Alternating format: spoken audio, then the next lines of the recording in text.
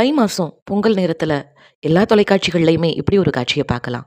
வாடிவாசல்ல நின்னு விளையாடக்கூடிய காளைய ஒரு சின்ன பொண்ணு முக்கணாங்கயிற போட்டு கூட்டிட்டு போயிட்டுருப்பா.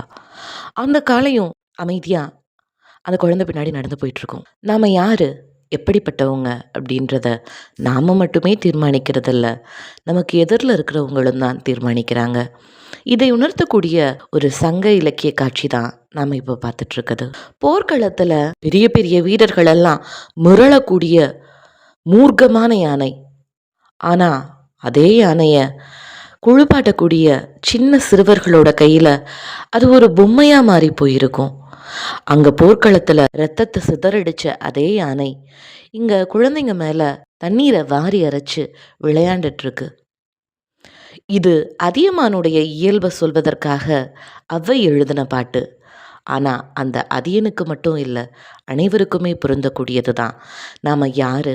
நாம யாரா இருக்கோம் அப்படின்றது, நாம யார் கூட இருக்கோம் அப்படின்றத பொறுத்து தான் அமையுது.